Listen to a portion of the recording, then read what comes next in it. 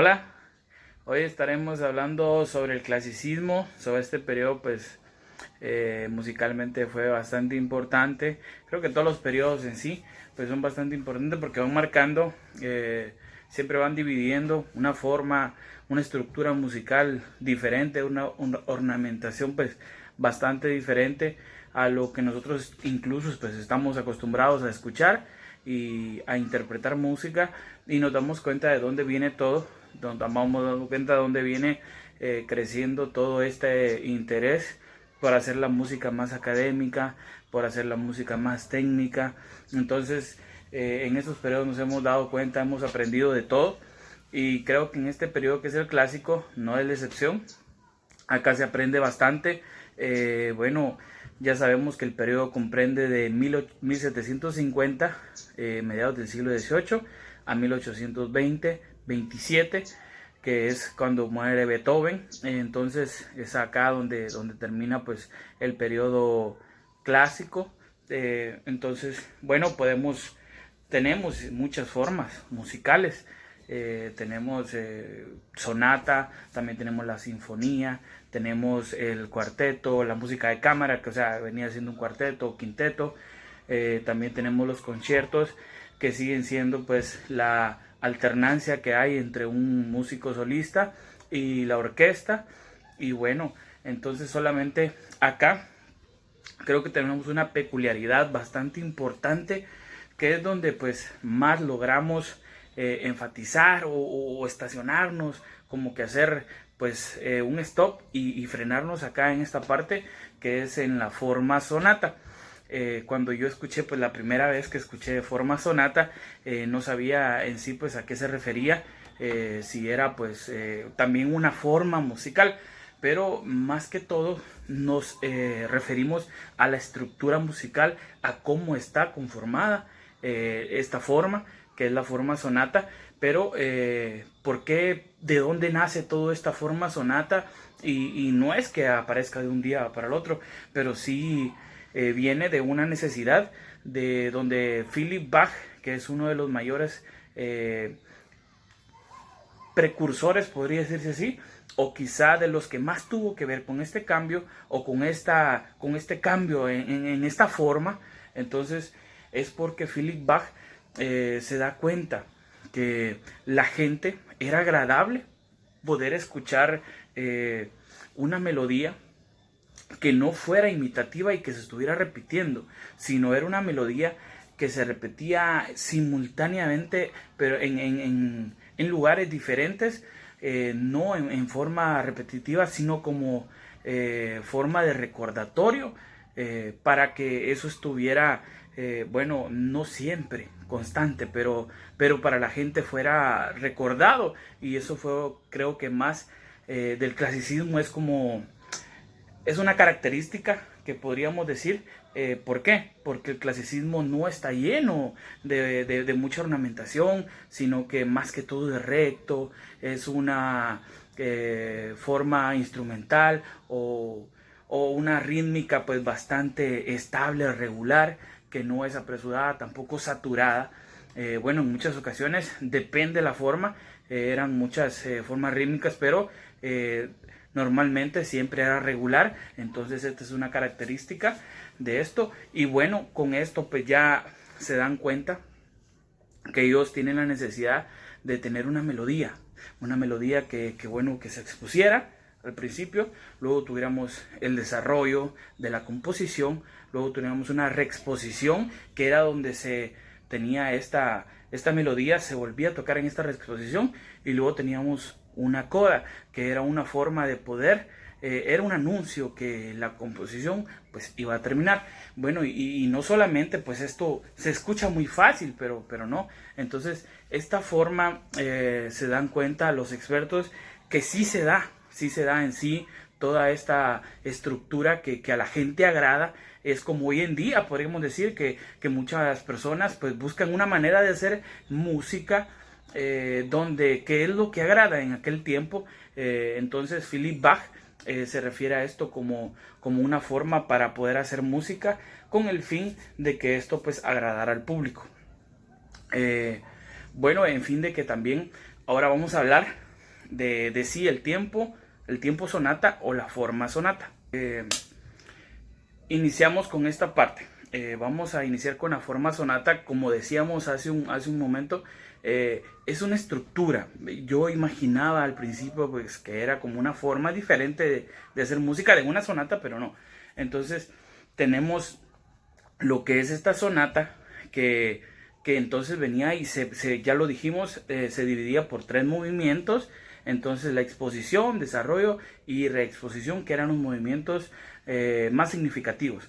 Entonces, pero venimos y estudiando más a fondo pues la forma sonata, nos damos cuenta que contaba pues la exposición con 2 temas, tema A y tema B. Luego venía el desarrollo, que era una variante entre ellos, una modulación, y luego teníamos nuevamente la reexposición con una pequeña parte del tema A y tema B. Entonces, pero ¿cómo se llevaba esto a cabo? Conforme a tonalidades, ¿cómo se generaba?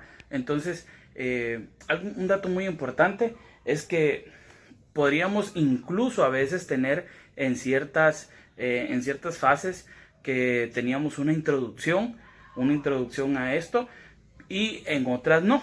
Pero cuando se tenía una introducción que era muy pequeña, 4 compases, y luego venía pues la exposición.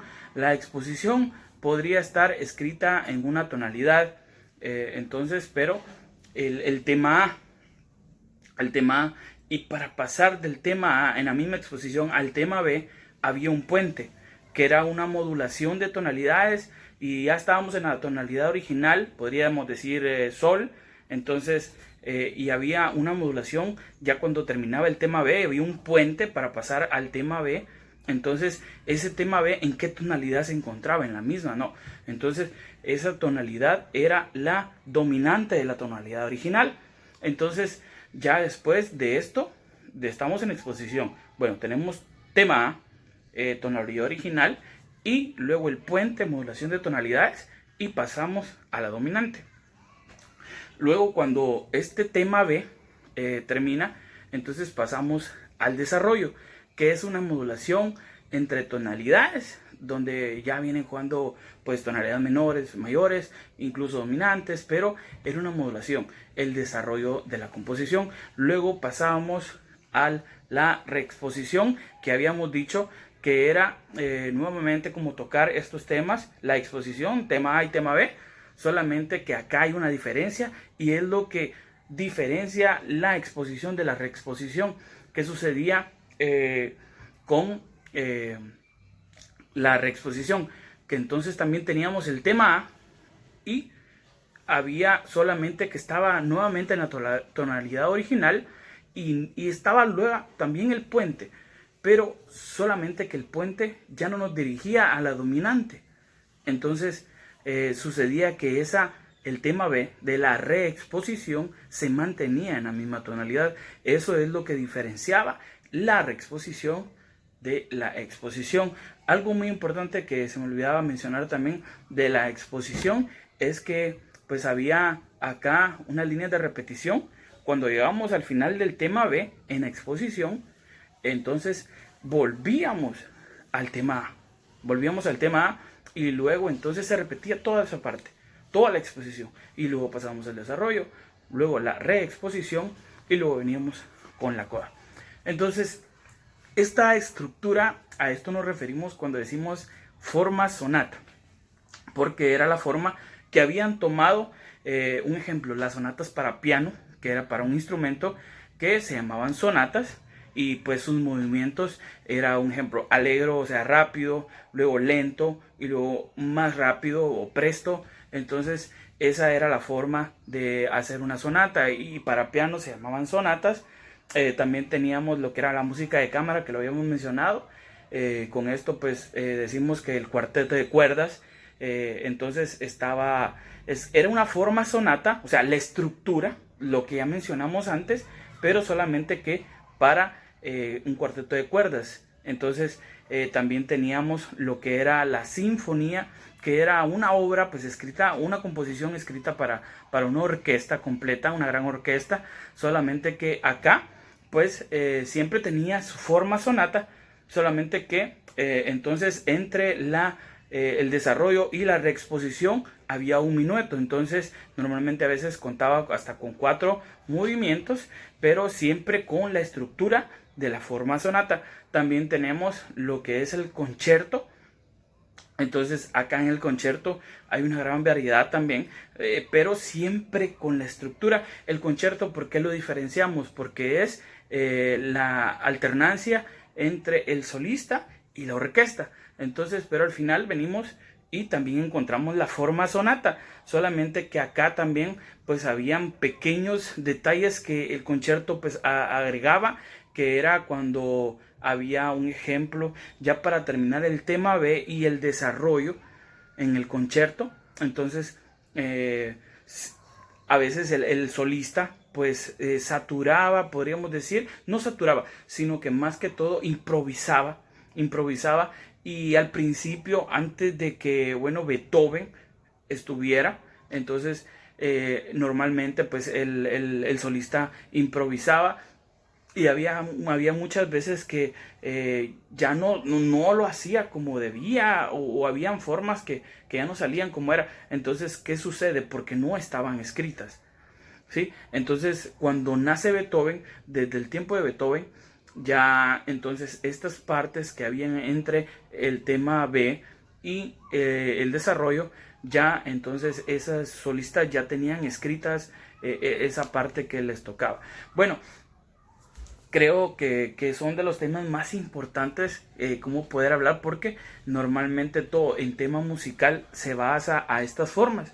Se basa a esas formas que son las formas sonatas, y como le repito, o sea, al principio escuchar una forma sonata se escuchaba como tal vez una forma musical extra del periodo, pero no, era una estructura donde todos basan gracias a Philipp Bach, que se da cuenta que la aceptación del público es más con este tipo de forma, porque no era tan imitativa o monótona de que se estuviera repitiendo a cada momento, sino que al principio y luego una modulación entre ellas, desarrollo, y luego se volvía a hacer.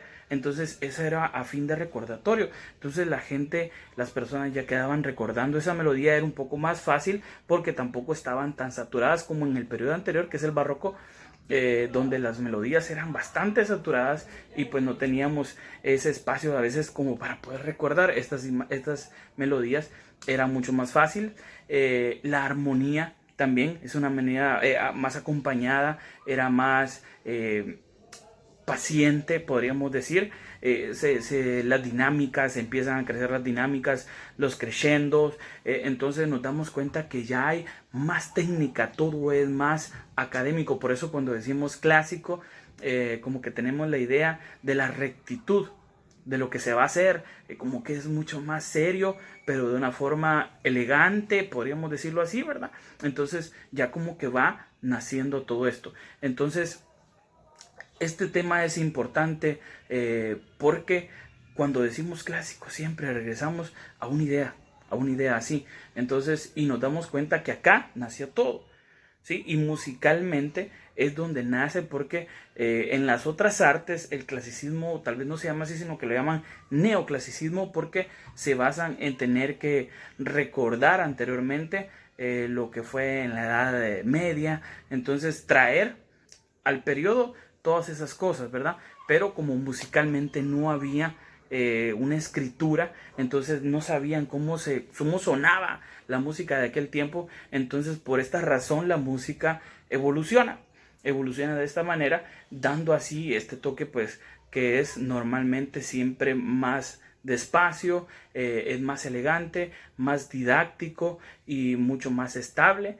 Entonces, bueno, es lo que tengo que decir del clasicismo. Espero le haya gustado.